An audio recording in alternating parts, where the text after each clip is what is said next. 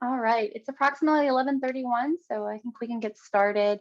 I am posting in our chat window a PDF of today's slideshow. And this is just a friendly reminder that as with all of the other accelerated learning webinars, both live and asynchronous, those are all recorded and posted to the PDE Accelerated Learning playlist in YouTube and are also available with additional resources, including the Accelerated Learning Playbook on the Accelerated Learning webpage of the PDE Roadmap website. So if you haven't flipped through those resources yet, we absolutely encourage you to do so. Before we get started, I'd love it if my colleagues would mind introducing themselves. I'm Sarah Fry. I'm the state lead for computer science and the Supporting Students with Disabilities in Virtual Environments initiatives at Patton-Harrisburg.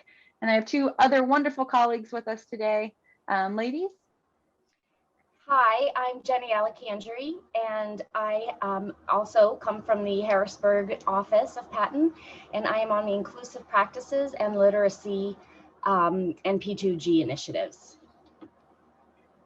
Hi, I'm Francine Dutrasac. I'm the state lead for the MTSS-EL initiative, and I have the pleasure of working for Patton-Harrisburg as well for the P2G, SSIP, and equity work.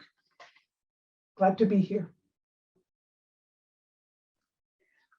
So as we've done with our with other accelerated learning webinars, you'll notice that there is a Q&A tool where you can submit questions throughout our webinar today, and we will be moderating and answering those with either text or live responses.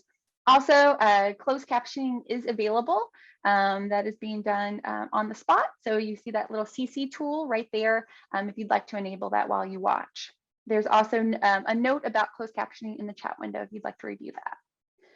So today's session is designing a system of scaffolded supports, foundational supports with universal design.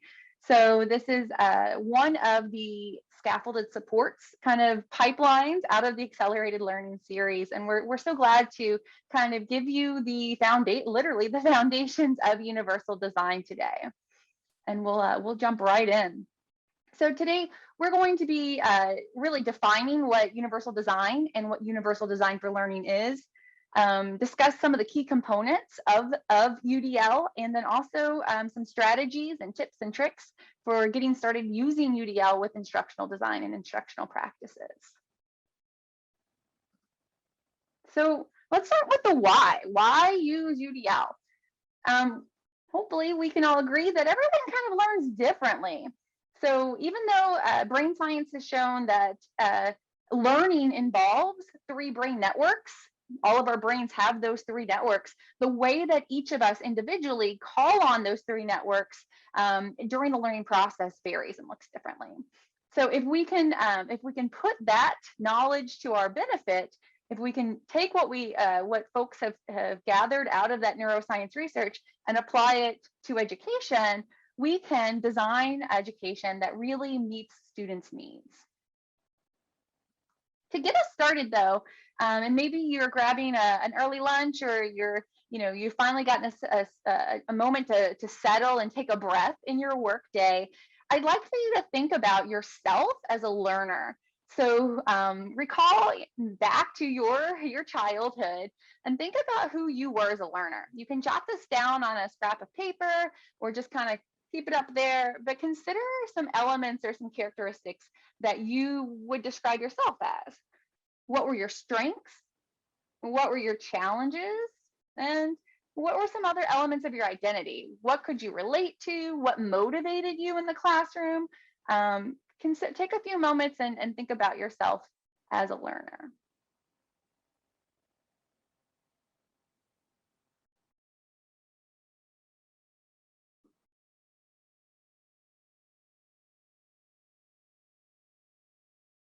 All right, so maybe you're still jotting down a few things or envisioning yourself as a child. I don't know about you, but my mental picture goes back to a certain grade for me, and it was about 3rd or 4th grade, and I was rocking a lot of overalls and pigtails, and my favorite color was pink and yellow, and I can just see myself as a very vivacious learner in the classroom, and I could definitely put down some bullet points there about my own learner variability. We're going to revisit that in a little bit, but again, why are we doing this? Remembering or recalling that what I just showed on that slide about everyone learns differently, right? Variability is contextual. Okay, so let's dig into this a little bit further. So I've already alluded to this, and we talked about those 3 brain networks just a little teeny tiny bit. My colleague Jenny is going to be getting into that more. But universal design for learning, and we abbreviate that with UDL, applies that knowledge base out of neuroscience to create a framework to guide educators in designing learning environments and experiences. Pretty simple definition there. Let's explore this a little bit more. Before we dive into the educational aspects of universal design for learning and a framework with all this neuroscience, if we actually strip that UDL down to UD, universal design, there's a whole lot we could explore there. Universal design is more focused, broadly speaking, on the world around us. Universal design is the foundation for what we use as UDL, that framework. But it was a term that was coined in 1988 by some researchers out of North Carolina State University. And what they were interested in researching and discovering was the way that the world around us can be designed to really increase access and accessibility. So some common elements or things that you encounter on an everyday basis have these roots in universal design. So when we interact with curb cuts or the ramps on sidewalks, those are needed by some folks. But if we think about it, they're really good for everybody. So a person using a wheelchair would absolutely need that curb cut to access the sidewalk and continue their journey down the block. But if you've got a stroller, or maybe you are wheeling luggage right towards the airport, you would still benefit from using that curb cut. In the same way, automatic doors, when you approach a door and it kind of zoops open, we experience that in the same way. Universal design is this wonderful element that you don't think about unless you absolutely need it and it's not there. Most often, we just benefit from it and it helps us out. More and more, we are seeing universal design with technology. The emergence of the way that we literally carry technology with us everywhere we go, with our smartwatches and our phones. Elements like speech to text started off as an accessibility feature, but became broadly used as kind of a convenience, right? It was something that was good for all, and everybody could take advantage of it. So these foundations of considering this idea that something that might be really needed or necessary by an individual or a small population of individuals could have broader positive impacts on other people in the world.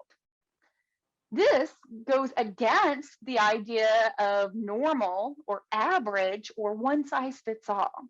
Instead, if we think about the far end of a range or spectrum of needs, if we can take care of the most specific needs and go from there, those that we would fall under normal or average, which we don't like to say anyways, would probably still benefit from those extreme use cases or those design elements. So that's really where we're going to be going with this idea of this framework with UDL. How can we take care of things that might be really big needs for some learners, but with solutions or strategies that really meet the needs of a lot of learners too? So I've already said it once, but one of those kind of key elements of universal design for learning is that idea of it being a framework.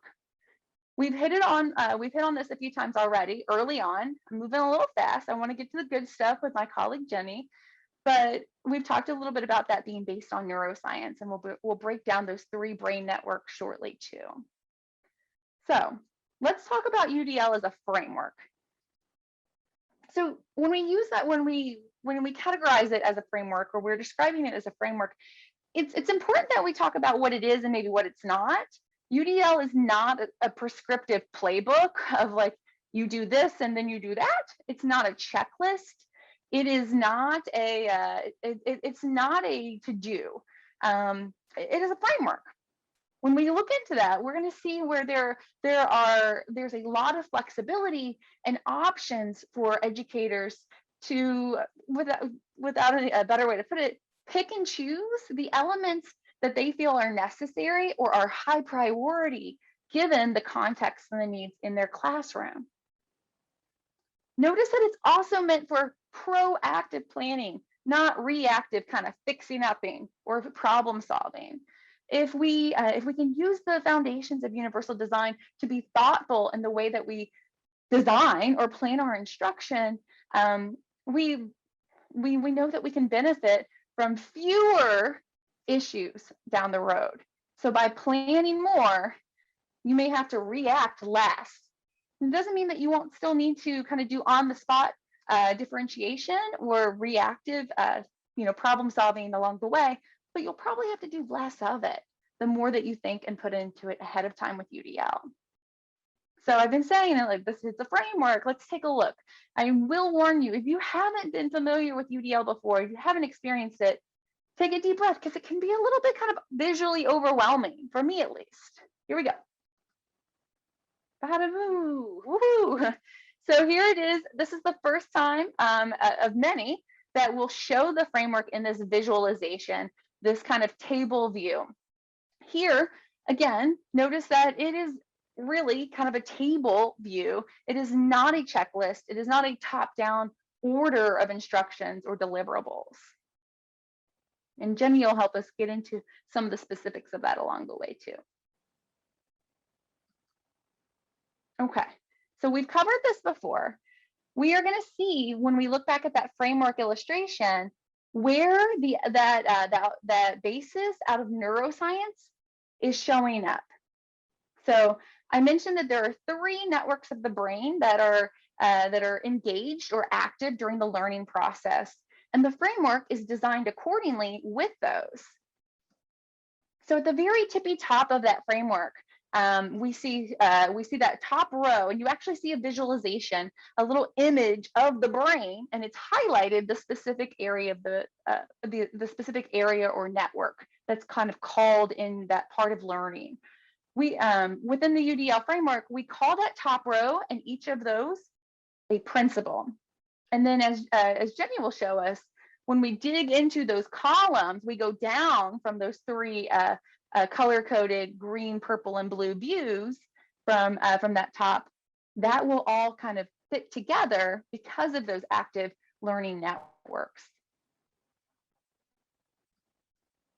So I mentioned it before, and I asked you to kind of think about your learner variability, but I really can't overstate this, that it's really important that we do talk about this idea of supporting the needs of all learners, and that one size fits all or like normal or average is not good enough for instruction. It's not good enough for our kids, because if you put yourself back in, you see yourself as your little mental image of your childhood, you'd want what's best for you and what made you unique and special, and some things that maybe were challenges for you. And if we really just focused on bigger, broader average, maybe not everything that you specifically needed would have been accommodated. We can also think about maybe a perspective with intersectionality.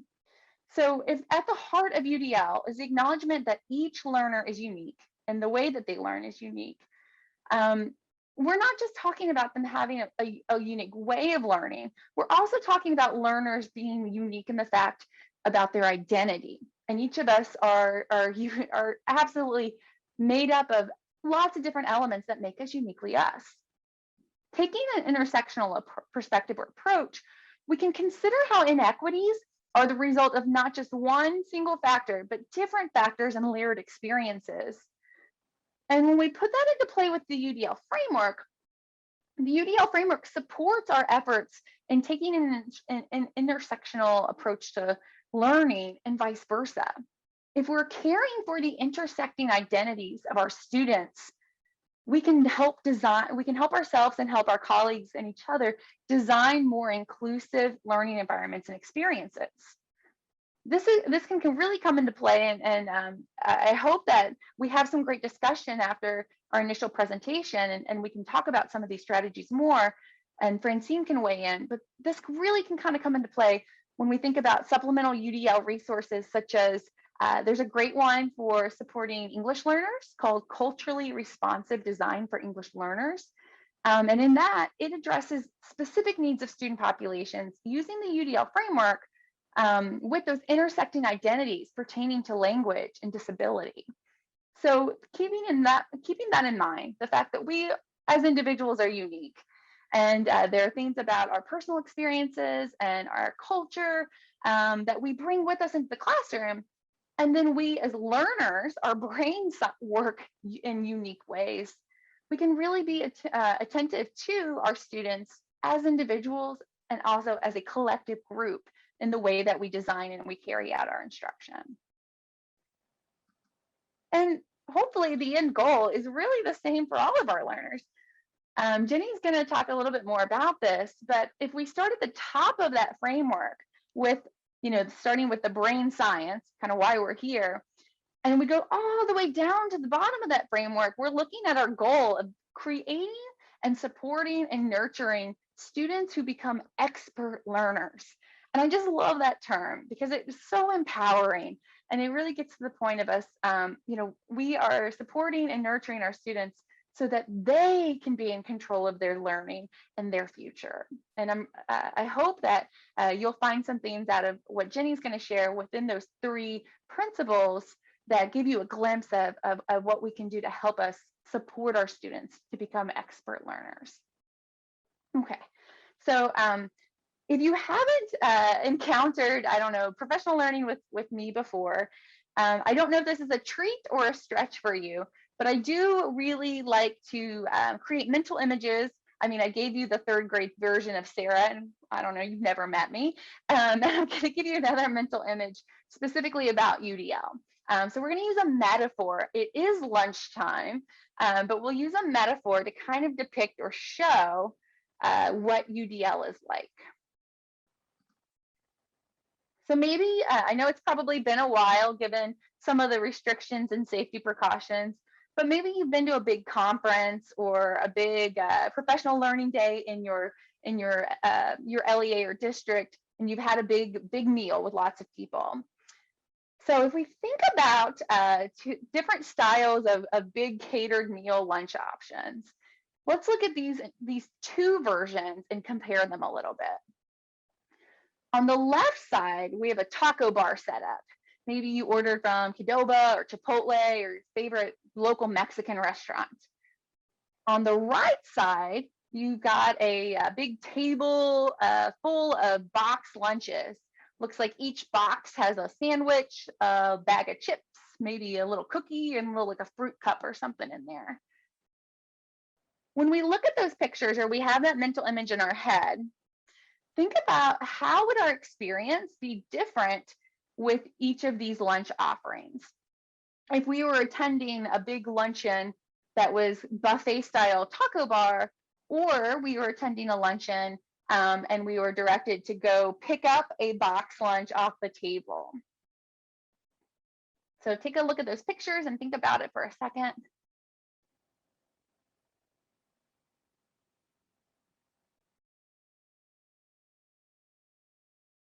So I like sandwiches, and I like tacos and nachos and quesadillas too. I'm not really comparing the same type of food back right next to each other. But if we think about the structure and the opportunities to have the meal, there are some differences here. The box lunches, and I'll admit personally, I've struggled with box lunches in the past. I'm a vegetarian, so if that has been accounted for with box lunches, there's maybe only a few of them and they're at the very far end of the table. And if somebody goes through and they see the vegetarian sandwich and it looks really good, they may take it, even though they're not a vegetarian. I've had that happen. Also, if you notice in the picture, there's, each of them is prepackaged and there are different chip varieties. Maybe I could trade my chips if I don't really like that. So, I've got Cheetos and I'm looking around. I'm like, hey, Francine, do you like Cheetos? You want to trade with me? But there's some other kind of like barriers or challenges with a box lunch too. I mentioned that maybe there's not even an option for me if there's no vegetarian sandwiches, but they're all sandwiches. So unless the caterer has made arrangements and made special sandwiches with, I don't know, gluten-free bread, if I have a colleague that has celiac, they're not eating a box lunch at all because they might be concerned with what that sandwich came into contact with. So even if they took the sandwich out of their box lunch, maybe it touched the cookie or the chips and they can't have that cross contamination. So with that box lunch like layout, and then there are a lot of ways that I might have to do some switches and fixes in order for myself to prepare a meal for myself, right? It can be collaborative, but it's definitely taken me a little bit of extra work. And it may, in the long run, not even end up being something that I can physically eat or enjoy. If we look at the other picture with the taco bar has multiple options that offer flexibility and choices and dietary needs. So you can see in the picture, and mentally you can imagine it as well. If I'm in control of assembling my own taco, I don't have to pick things off, whether I'm allergic to them or I just don't like them, right? So if I really like vegetables, I can pile them on and kind of just be light on something else. If I'm worried that the salsa might be a little too spicy for me, I can skip it. Or hey, maybe the caterer actually laid out, mild, medium, and hot salsa. And I'm not really even limited just to assembling tacos, right? I can make a big salad. I could make a burrito and roll it up. I could even make a big plate of nachos and layer on things on top of those tortilla chips.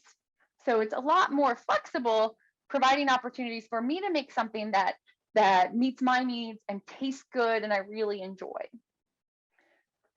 Putting that into the perspective of universal design, I've already mentioned it, but with universal design, we want to be proactive. And where possible, we want to be mindful of what options, and they don't always have to be choices, but what different options we can kind of schedule or plan in our environment and our instruction that accommodates differences in learning styles and interests too. Notice that the taco bar is user-centric, right? If I'm building it and I can kind of be a little bit more in control, box lunches, a little bit more reactive and teacher focused. So that the fixer-upper kind of mindset versus here's what we have to work with. What do we need or what do we want for today? Let's apply this again with a little bit of what I'd mentioned already with the intersectionality and us being as unique individuals. If I'm laying out this big lunch, stick with me for a minute with this lunch metaphor. I'm laying out this big, yummy lunch, taco bar. There may be a bunch of menu options that I have to choose from to put out there. And maybe I've got a limited budget or I just have a limited table space. How do I decide how many types of meat or veggies to order for my taco bar? How do I decide what those salsa options are, or how much guacamole or cheese do I order and put out there? How do I make those choices? Well, when we think about that and we revisit what we said already about us being individuals and unique learners, the more that you know about your learners, or maybe your lunch guests, maybe the better off you are of making those design choices, whether you're laying out a menu for lunch or you're designing a learning activity for fourth graders. With my taco bar, if I know that I'm a vegetarian, if I know that I have three colleagues who are gluten-free, I know that I need to maybe check that menu out and see, okay, what are the options for vegetarians? There's fajita vegetables, there's black and brown beans. For my gluten-free friends, can I make sure that the rice isn't cross-contaminated? Can I order some gluten-free tortillas and tortilla chips and desserts? The more that you know about your students, the better off you are making those design choices. So I'd like to go back to that idea, your little mental picture, yourself as a learner, your learner variability, those things that make you uniquely you. And I'll give you an example of a former student of mine. Give you a moment to take a look, and maybe you can form a little picture of this student.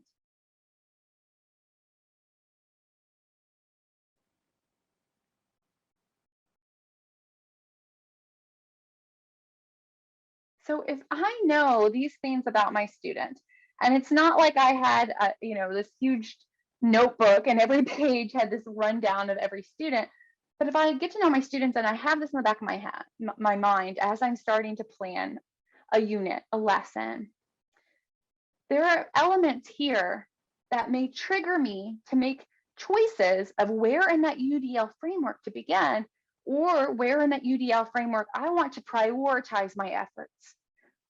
Because similar to like a lunch menu, it's not possible for me to do everything for everyone all the time. I don't have the capacity as one human being. I've got a limited amount of time and a limited amount a budget of resources and space in my classroom or my taco bar.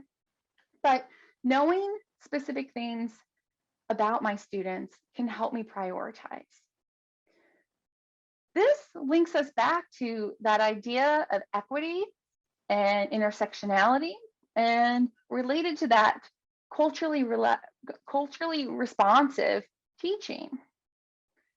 This is something my colleagues and I have been really working on lately, and how we support educators with using the framework and where to start, and how does it all fit in with what we need to do with our students. Like, how do we meet the needs of students if they're all different and unique?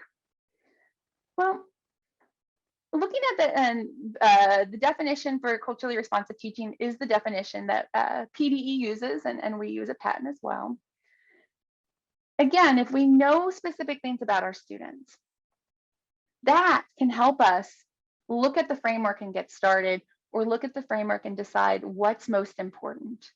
What can I pick, or where can I go in the framework that will have the biggest impact and open up the most possibilities for that student to be successful and feel like they're an expert learner.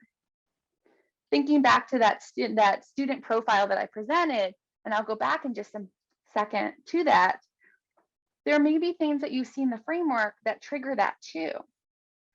So if I know that that student really likes to draw, and that's a way that they feel really comfortable communicating, that's probably something I would look for in the framework as I'm designing a learning activity. Are there moments, not every single assignment or activity, but are there moments that can really, I can call that on, and I can provide them that option or opportunity to express their learning using drawings, because that's going to make them feel confident and they're going to be comfortable sharing that learning with me.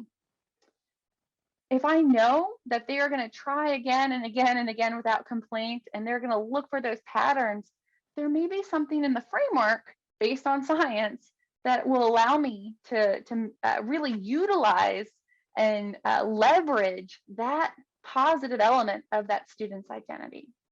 And notice that I just said that positive element. It's important that we recognize the challenges and the obstacles that students face. But if we're thinking about how we can use culturally responsive teaching and the Universal Design for Learning framework, really the best way that we can begin is thinking of the student's strengths. And Francine and her colleagues and others in the English that support English learners have been doing this for years, and it's great that it's catching on bigger with the UDL community too. So the WIDA can-do approach kind of describes this mentality. If we can apply this to all of our learners, but specifically our language learners, And we're looking at, we're looking at those student profiles. What makes our students uniquely them? What points or strengths or assets or interests could we use and leverage to really engage them and really put them in moments where they can feel successful and they can build their knowledge and skill set and move forward. So there in that PDF of the slideshow, there's a great visualization based out of the WIDA work that you might want to explore for some specific tips and tricks. And there are also several resources that were written or designed specifically with English learners in mind. Okay, so I think I've done hopefully an okay job building momentum up to the point of passing it off to how do we dig in? Where do we go with UDL? I hope that was a good enough teaser for, yay, let's get started. So I'm going to turn it over to Jenny, who's going to build off of those things that we're looking at with the framework with neuroscience and learner variability, and actually give us some real tangible knowledge with some tips and strategies for how we can get started. Jenny, it's my honor to kind of pass the baton to you. Thank you, Sarah.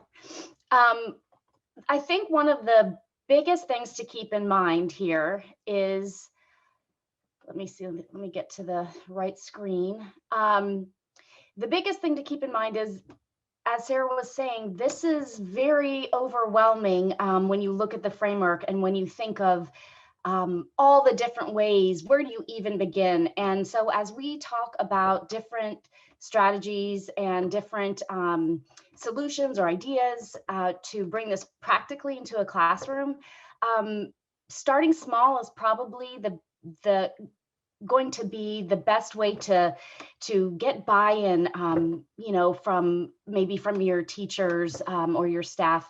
Start with something that will get the biggest bang for your buck, like Sarah was saying. What's something that's really going to make a big impact? And just start there. Just start at that one little task or skill or content area. Just start small, and then as it becomes more comfortable, as you see the success with your students, then think about how you can expand it. But starting small is probably a good idea. So as I'm going through all these different suggestions and ideas, remember, it's not possible or probably even a good idea to try to change your classroom overnight and throw all of those options in there.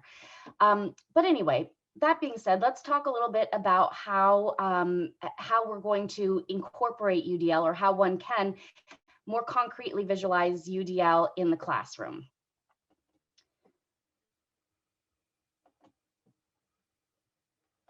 Okay, sorry about that. Okay, so this is pulled from the framework. If you remember where the different parts of the brains were highlighted, these are the 3 learning networks in all of our brains that we want to really target and light up in our students in order for them to really learn as much as they can and really become as engaged as they can. And then these networks include the strategic networks, right, which is the how of learning. How are they going to learn this content? The why, the effective networks. So why are they learning? Why do we learn? And then the recognition networks, the content, what it is we learn. So we're going to take a look at these individually and talk about how we can light those up in students.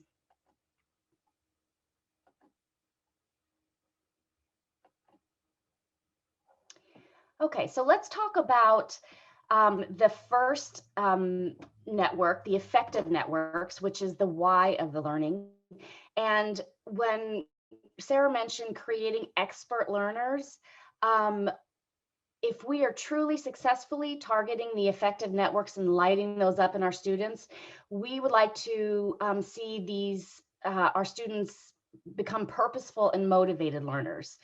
And that means that we want to engage them. We want to make the content interesting and relevant so they want to learn. When we think about ourselves, how much information do we retain if it's not interesting to us, or if it's absolutely irrelevant to our daily life or to our job? Or it's really hard to retain information like that, given all the information that we have to absorb each and every day if it's not interesting or relevant. So thinking in the context of UDL and how we can make content more relevant, more interesting for students to create these purposeful and motivated learners. The UDL framework suggests that we provide options for self-regulation, for sustaining effort and persistence, and then for recruiting or generating interest or making students interested in the topic. So those are the headings that UDL sort of digs into in terms of creating more engaged, motivated learners. And we'll talk about some strategies for each of these. So I want to, before I move into this, I do want to say that, like Sarah was saying, I want to piggyback off of that. UDL is absolutely about knowing your students, knowing their strengths and needs. It's not prescriptive. It's not, these are the 3 options that every classroom teacher would provide. It's about knowing your students, knowing what would really light up these areas in their brains. And so these obstacles are just examples, and the strategies are just possibilities. There are as many possibilities for solutions and strategies as there are students and student strengths and student skills in your classroom and in your schools. So, but just to kind of make it more concrete, I've just pulled out some examples and possible strategies. So let's say a student doesn't understand. It's really hard to engage them because this lesson feels completely irrelevant to them. They don't understand how this could possibly benefit them or why they need to learn it. It's maybe not interesting to them. They don't understand the point of the lesson. Well, some ways to target those to get them more engaged and light up those networks are to for each and every lesson, just take a minute to really make an explicit connection to the authenticity of the lesson, or how it's really relevant in their life, and the purpose for the lesson. If you know the purpose, you kind of know it's like a roadmap. You know where you're going, you know the purpose of this lesson, and then you know why it's relevant to you, why you need to learn this. Provide real life examples so kids can think in real concrete terms what the purpose of the lesson, how this will benefit them, and how this maybe could be useful and kind of interesting to them. Let's say the assignment is too easy for them, or maybe it's too hard for them, right? It could go either way.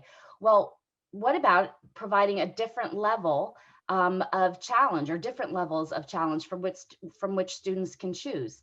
It's the same outcome. They're getting, you're getting to the same point, but maybe one activity is a little bit more challenging or involves more steps or something than another one. And enable kids to choose those. They're still going to learn. They do have to choose something, but it doesn't always have to be so challenging for them, or it doesn't always have to be way too easy for them. So think about different levels that you can, different levels of challenges that you can really build into this task. Let's say the student lacks coping or self-regulation skills. Can you allow group work? So maybe peer supports would help the student, cope with, maybe a challenging activity, or help them get through this task. Are there mentors or coaches that you could assign to the students, that would, or that they could choose to have assigned to them, that might, really encourage them to persist and engage with the task? Let's say the student is embarrassed, and I think about this one on myself, because that was me. I was very, very shy, very quiet, didn't want to be called out, hesitated to give answers because I just didn't like to be in the spotlight. Maybe it's because they're shy, maybe it's because they don't know the answer, so they're hesitant to engage. Think about how you can provide an environment for all of your students that allows themselves to, or that allows them to express themselves in a way that feels comfortable for them. Do they have to stand up and present, as the only, let's say, individual students present orally, in front of the class, or could they maybe do it in groups or with a peer? I remember in college, I took a public speaking course and dreaded it. The entire year was just, we had to do 3 speeches, and I was so nervous. And we were allowed to have a prop. And I remember I asked my roommate to be my prop. So just by the virtue of we were doing it together, she was standing there with me. It was much, much more supportive, and I got through it, kind of even actually enjoyed it, which was crazy. But create an environment that allows them, you know, to maybe submit the responses through a peer or written, and as opposed to you know, having to stand up in front of the class and present the task, but also, you know, really teach the students respect for their peers, and how students need to respond to kids who are up presenting or doing those kinds of tasks that put them in the spotlight, so that they don't have to feel nervous. So that's a good skill for all of us to learn, probably. So thinking about different ways to create safe options for your students to be engaged. Again, just some ideas and 1,000 different ways you could implement these things. But now we'll move to the second set of networks in your brain that we really want to light up for all students. And that are those are the recognition networks. So the what of learning. And as expert learners, if we're targeting and lighting up these areas in the brain, the expert learners that we would create would be resourceful and knowledgeable leaders. So this area of the framework deals all with the what, it's all about the content and the skills. So what UDL with the framework sort of pulls out here, teases out for us, is providing options for students to comprehend, for providing different options for language, mathematical expression, symbols, and then also how they perceive the content. And specific barriers that students might have to the what of learning or accessing that content. We're going to kind of break it out a little bit, specifically for reading text, and then down here for lecture style instruction. So some potential obstacles in reading a text is, you know, some obvious ones. There might be vision impairment. They might have difficulty decoding text. Maybe reading is a very slow and laborious process for them. So they, you know, don't get through very much of it in a given time. Maybe the vocabulary or the content specific terminology is foreign to them, very unfamiliar. They're not comfortable with it. So it's like reading maybe how it would be for me to read a medical textbook or something. It might as well be in another language.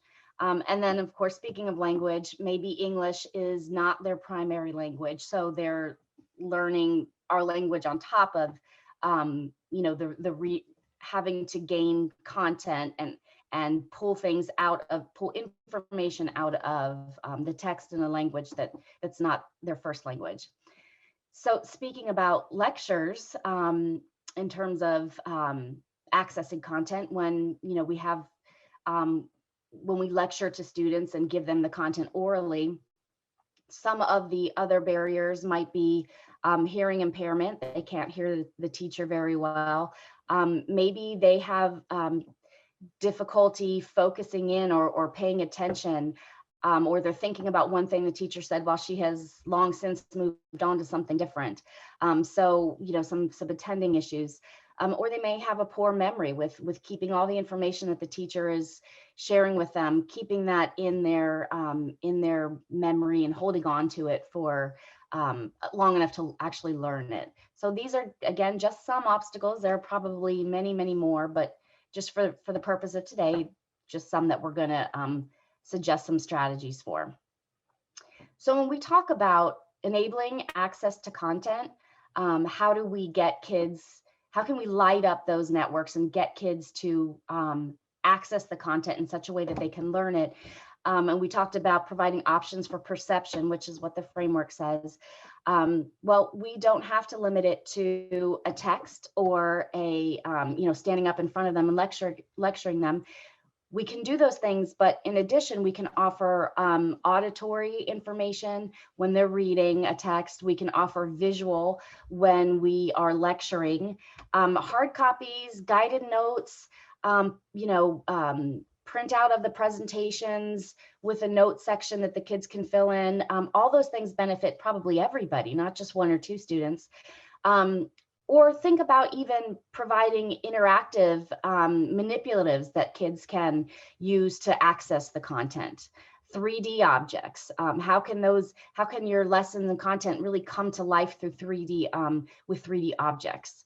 And allow customization of display of digital materials. So if students need to, enlarge the text, or maybe the background is too busy. So, kind of allowing for that customization in a way that the students can access it distraction-free and most clearly is something to consider.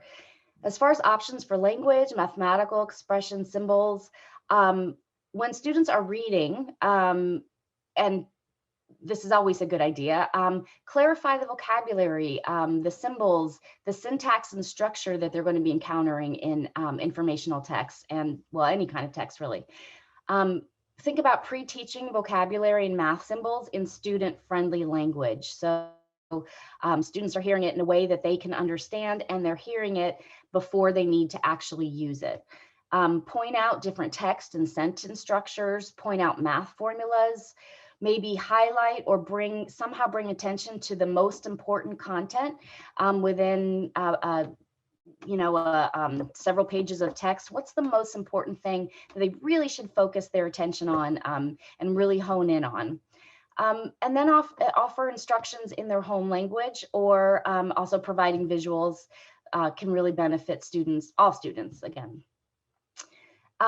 Illustrating through multiple forms of media. So if you're giving oral directions, maybe simplify those directions using checklists. So when Sarah was talking about her student who had who kind of struggled getting started, or wanted to make sure he was on the right track, could he have checklists along the way that's provided to all students so that he knows how to get started and ensures that he's on the right track? Using visuals to increase understanding, I think that helps many people. I like to see things as well as hear things. That makes it much more concrete for me. And then also consider adding to your lectures or to the text, offer charts, simplified charts, maybe pictures, movies. Are there audio clips that would support the content?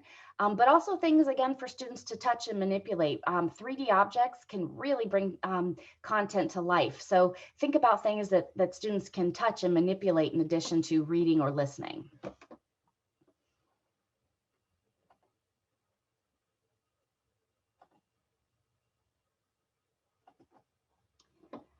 Okay, and so the final area of the brain, or networks of the brain, are the strategic networks. This deals with the how of learning. In other words, how are students going to demonstrate their learning? And this speaks to action and expression. And if we're really targeting these and honing in on lighting up these strategic networks, then the expert learners would be strategic goal-directed learners. And here the framework suggests providing options for physical actions, for sustaining effort and persistence, and then also recruiting interest. So how do we, motivate the students and encourage them to be interested? Here are some barriers to how students are able to demonstrate or express their knowledge. If they're required to submit written responses, well, maybe they don't have the proper utensils. Maybe they don't have the iPad or the iPhone, or maybe they lack the skills that are required for this particular assignment electronically, or are completely just lacking the appropriate writing implement. Maybe they have really poor handwriting, which makes the task frustrating. They have to redo it every time because you as a teacher can't read it. Or maybe their typing skills, if that's what's required, maybe they're very slow typers, and that would just drag out any assignment. So again, all barriers to think about when we're considering how to really make the expression of knowledge easier for our students. In general, poor motor skills, fine or gross motor skills would make writing or otherwise expressing knowledge sort of tricky. And then maybe the spelling and grammar, maybe they really find it challenging to spell correctly, and it's a constant battle between, you know, paper responses being sent back to correct the writing if that's not the focus, of course.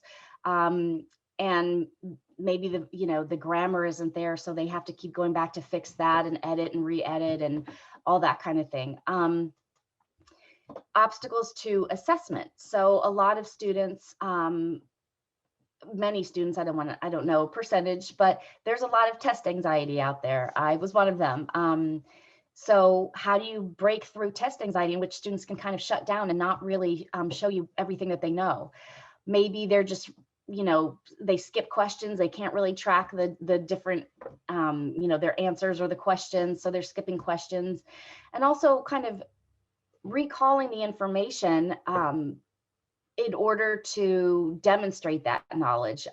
Maybe they have a very poor memory and it's really hard for them to recall all the information that was kind of thrown at them. So these might be some possible barriers to how students can demonstrate the knowledge. Let's talk about solutions.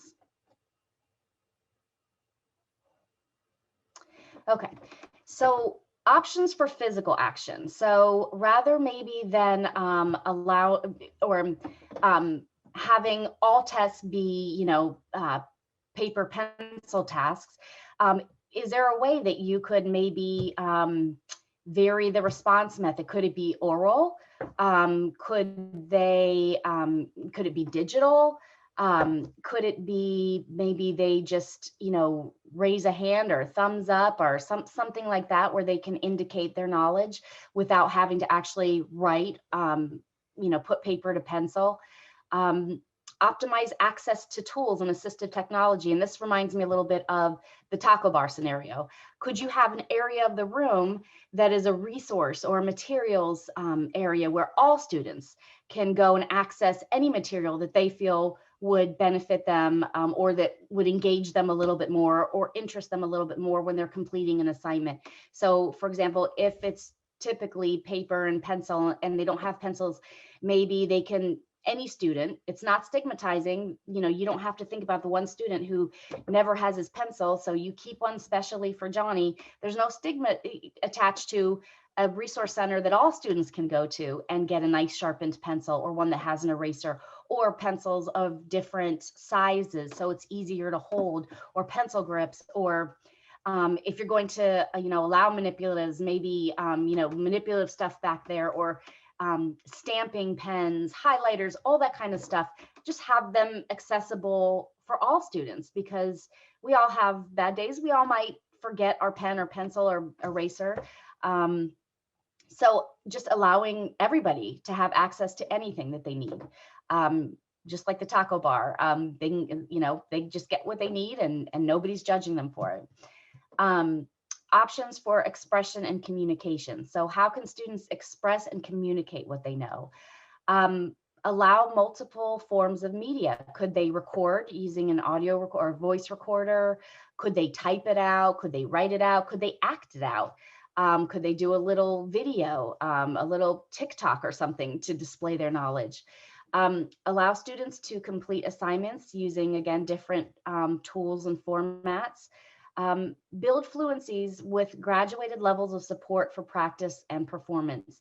So scaffold the assignments. You know, your bar is high and you're not lowering that bar for your kids, but you're slowly bringing the kids up to that high bar that you've set. Providing feedback all along the way is critical, probably for all students. But not just when the product is finished, not just maybe a final grade on their assessment, but all along the while you are providing feedback and letting them know, like Sarah's little guy, he's on the right track. So all these are things, different options to consider. Again, any student strength, you know, that for any student strength, there's a different solution and suggestion. So knowing your students is going to be absolutely key for this. And I think that's it. Sarah, is that back to you?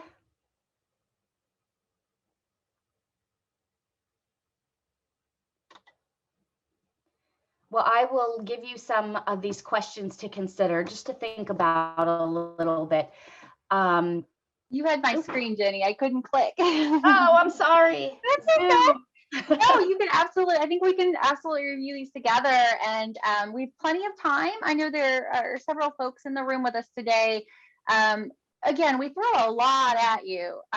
These are some key questions that we think are worthwhile to consider, but we want to provide opportunities to dig into anything of the specific 3 principles that Jenny gave us some ideas on, or universal design, you know, as a foundation, not just UDL, or specific needs or challenges that you're facing in your LEA. So please, if you've got a question, we'll actually, Ethan, if you wouldn't mind, if you want to turn on the chat tool, if that's easier for folks, we're happy to do that. But the Q&A tool is also open. So please, if you've got questions or would like some more information on any of the principles or the guidelines, that's what we're here for. We'll take a few minutes and hopefully have some more discussion. There are, if you haven't accessed the PDF version of the slides, there are 2 other slides coming up before we get to attendance. We do have some key actions, and then a whole long list, and we won't stagger on this page for too long, but a whole long list of resources. These are all also available in the Accelerated Learning Playbook, but we wanted to make sure that you had them available as hyperlinks in the PDF version of the slide too. So I will, I'll go back to that key questions to consider. Ethan, I saw that you raised your hand. Is there something we need to do? I noticed that you did say that the chat is open. Yes, that's it. Sorry. Yeah. Oh, that's okay.